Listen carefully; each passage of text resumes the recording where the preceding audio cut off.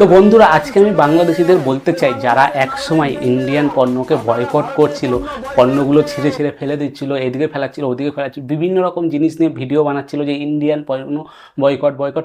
আমি তোমাদের উদ্দেশ্যে বলছি যে তোমরা কোথায় ভাই, এখন কোথায়? এখন যে ইন্ডিয়া তোমাদের বয়কট করে দিছে, এখন তোমরা কোথায়? তোমাদের বলো যে সোশ্যাল মিডিয়ায় এসে আমরা বিশাল খুশি, আমরা ভাই ইন্ডিয়ান পণ্য এতদিন আমরা বয়কট করছি, এখন ইন্ডিয়া আমাদের বয়কট করে দিছে বলে আমরা বিশাল খুশি। বানাও বানাও ইন্ডিয়ান পণ্য, এখন বয়কট করো করো।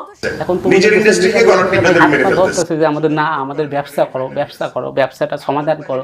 এখন বর্ডার বন্ধ করে দিছে তো নাও, এখন তোমাদের দেশে ইন্ডিয়ান পণ্য যাবে না। তোমরা খুশি তো? এখন বলো বলো এসে সোশ্যাল মিডিয়ায় কি করছো যে আমরা ইন্ডিয়ান পণ্য বয়কট করে দিছি, আমরা ভাই বিশাল খুশি হও। নিজের ইন্ডাস্ট্রিকে গলার টিপে ধরে মেরে ফেলতেছে। চালাবেন বা নিজেরা চলবেন, আমরা কেমনে চলবো আমি জানি না। আর কিছুদিন পরে হয়তো ঘর থেকে বাইরে যেতেও পারবো।